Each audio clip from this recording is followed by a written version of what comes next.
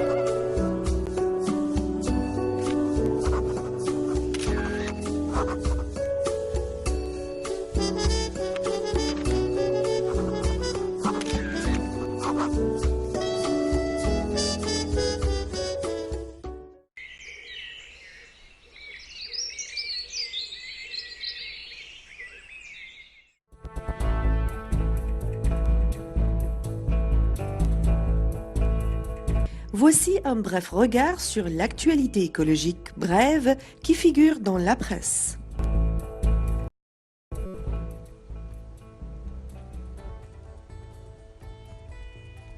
Les aérosols issus de la pollution automobile et industrielle contribuent paradoxalement à refroidir l'atmosphère.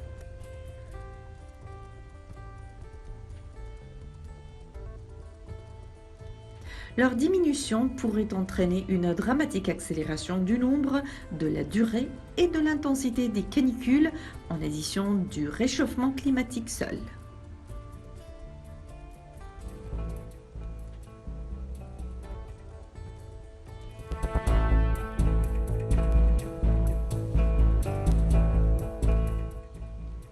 L'administration Trump a fait part de son intention d'ouvrir la quasi-totalité des eaux littorales des États-Unis à l'exploitation du pétrole et du gaz offshore, y compris au large de la Californie, de la Floride et de l'Alaska.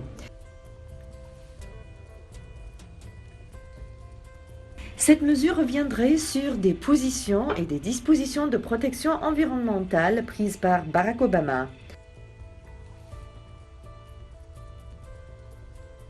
La décision qui s'appliquerait en compte de 2019 dans le cadre du nouveau programme quinquennal de gestion des ressources maritimes en énergie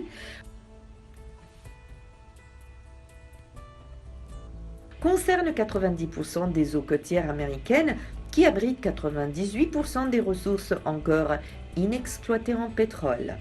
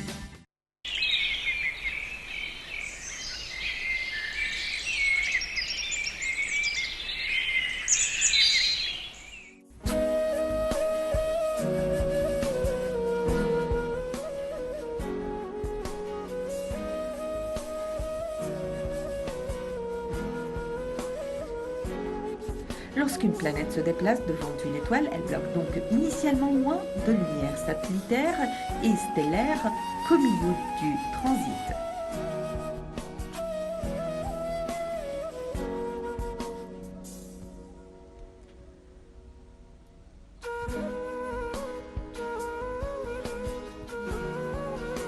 La gradation maximale de l'étoile apparaît au centre du transit juste avant qu'elle ne redevienne graduellement plus brillante.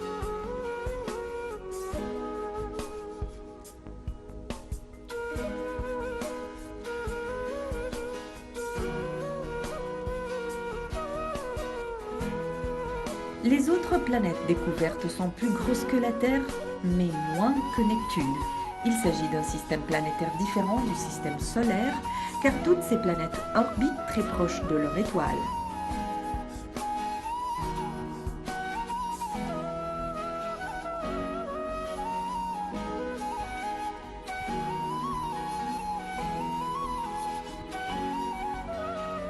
Kepler 20b et Kepler 20c bouclent leur orbite en respectivement 3,7 et 10,9 jours, alors que Kepler 20e et Kepler 20f vont de même en 6,1 et 19,6 jours.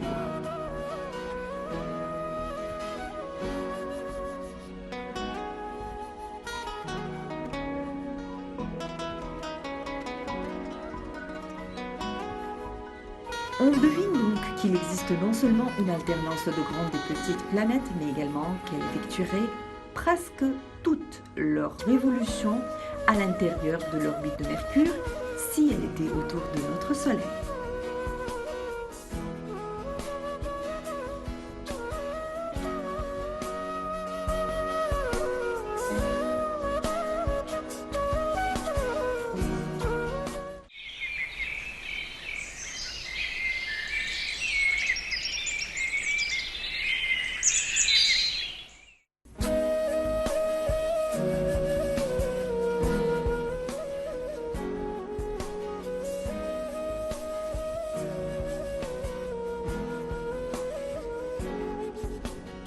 Avant le début de la haute saison de l'Everest, le mois dernier, Kamirita Sherpa avait expliqué ne pas chercher à établir des records, mais que ceci survenait au fil de sa carrière.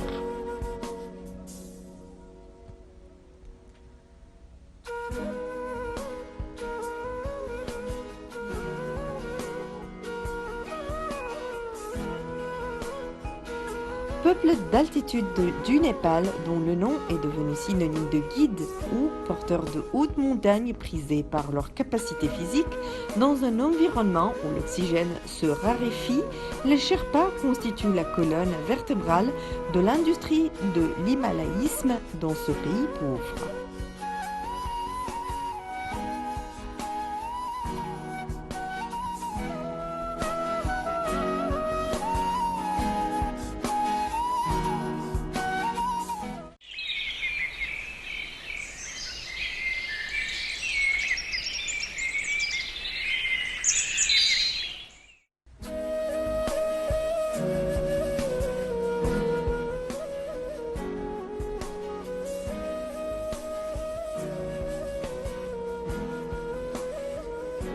Les chevaux sauvages vivent dans les déserts, les montagnes, les forêts, les plaines et les vallées.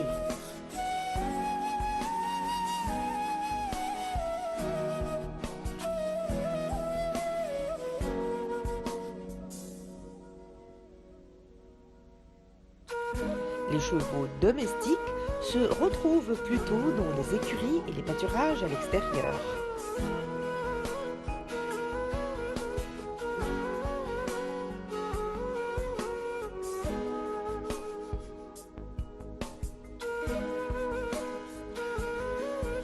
Le cheval passe la majeure partie de son temps à se nourrir.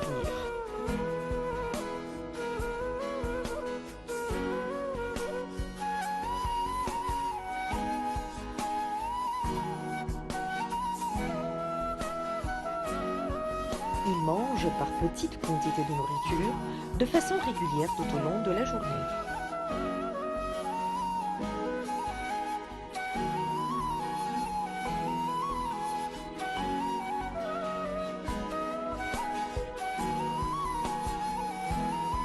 C'est le herbivore non ruminant.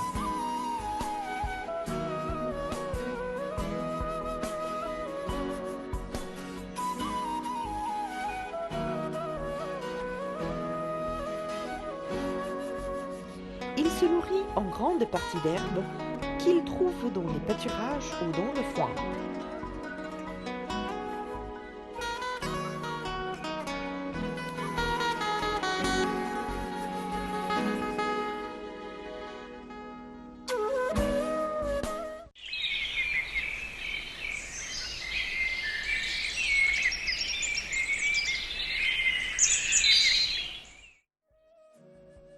Vous allez suivre maintenant un commentaire qui vous explique tout ce qui a rapport avec la sauvegarde de notre environnement. L'information est plutôt alarmante. La Russie se réchauffe 2,5 fois plus vite que la moyenne mondiale, conduisant à une augmentation des catastrophes naturelles. C'est en substance ce qu'a déclaré vendredi 24 décembre le ministère russe de l'Environnement dans un rapport qui tranche avec la faible préoccupation habituelle des autorités face au changement climatique. Le rapport est publié alors que l'Europe et une grande partie de l'hémisphère nord connaissent un début d'hiver particulièrement doux. Quoi qu'il en soit, selon l'étude sur l'environnement en Russie en 2014, les températures y ont augmenté en moyenne de 0,42 degrés par décennie entre 1976 et 2014, contre 0,17 degrés en moyenne pour l'ensemble de la planète. Le changement climatique conduit à une hausse des phénomènes météorologiques dangereux, alerte le ministère sur son site internet. En 2014, 569 phénomènes de ce type ont été enregistrés en Russie du jamais vu. Selon le ministère qui cite notamment de graves inondations dans l'Altaï au sud de la Sibérie. Cette année, le ministère met en avant le déficit en eau dans la région du lac Baïkal, dont le niveau est tombé sous des seuils critiques, provoquant une augmentation catastrophique du nombre d'incendies. Vladimir Poutine se montre peu inquiet du changement climatique, allant jusqu'à suggérer qu'un réchauffement modéré ne ferait pas de mal au froid mordant du Grand Nord et au développement de l'Arctique. Pourtant, en octobre, le ministre des Situations d'urgence, Vladimir Poutchov, a mis en garde contre une fonte de permafrost sibérien. Ces sols gelés en permanence qui risquent d'endommager les infrastructures énergétiques qui y sont installées. Le permafrost recule, des tremblements de terre surviennent là où il y en avait pas. Il y a des glissements de terrain, des inondations, avait-il alors détaillé. La Russie, dont l'économie est largement adossée à sa production d'hydrocarbures, est le quatrième pays le plus polluant au monde, avec 5% des rejets de gaz à effet de serre, même si ses émissions stagnent depuis 5 ans. En décembre, près de Paris, la communauté internationale a adopté un accord afin de contenir le réchauffement bien en deçà de 2 degrés centigrades. La Russie s'est-elle engagée à réduire ses émissions de gaz à effet de serre de 25 à 30% d'ici 2030 par rapport à 1990.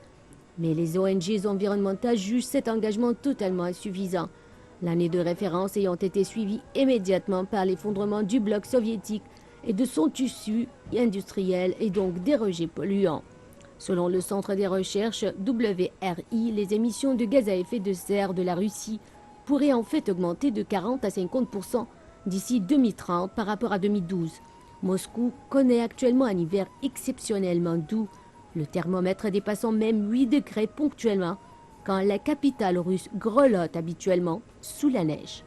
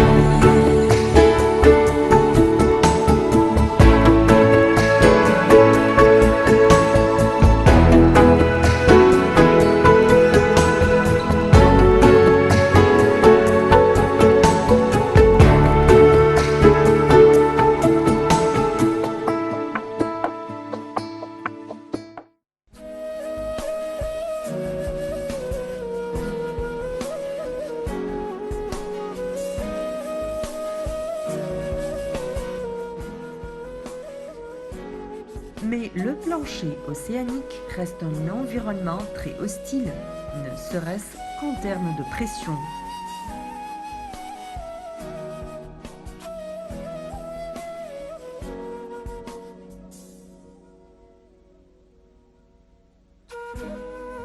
Extrêmement improbable, car nous savons où trouver de très grandes profondeurs.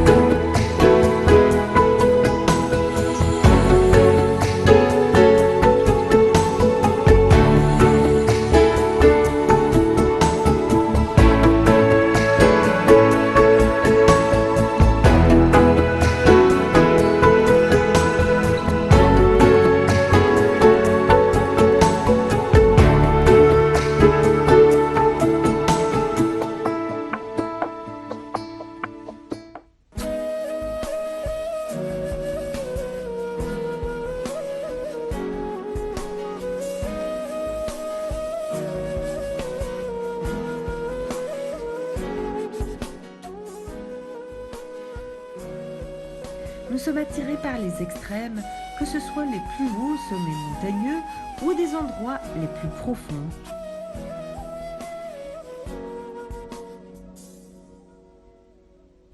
De fait, ces fosses ont été découvertes très tôt, par exemple celle des Caïmans, plus de 7000 mètres de profondeur en 1873.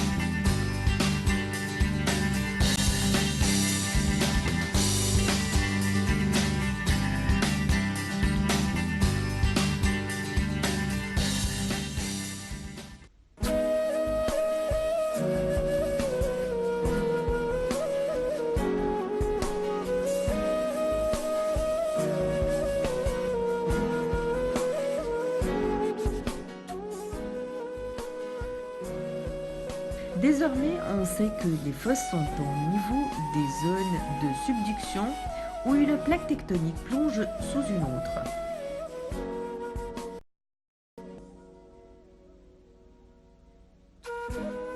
En connaissant le mécanisme de fabrication, on sait tout sur les océans.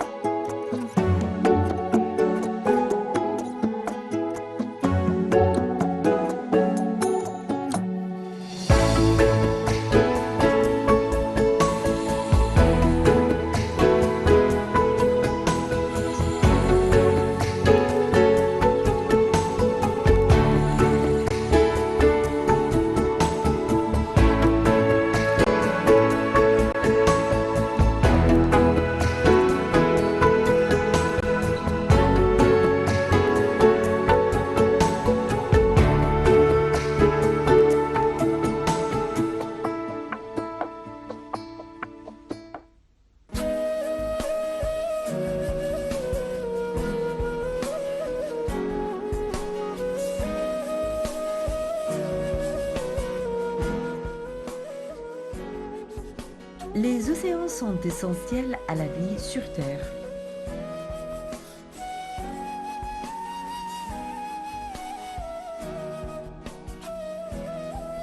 Ils procurent 52% de l'oxygène qu'on respire grâce à la photosynthèse réalisée par le phytoplancton.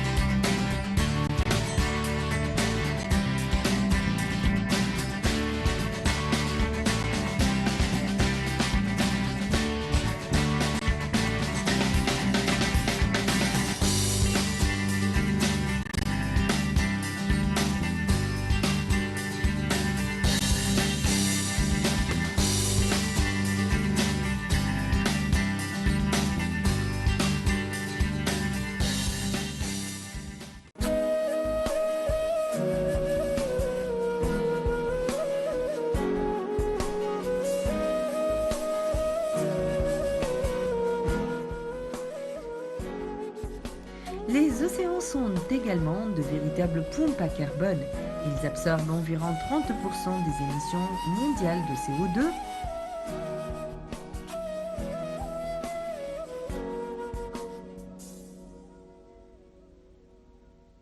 Ce qui les rend indispensables à la lutte contre les changements climatiques.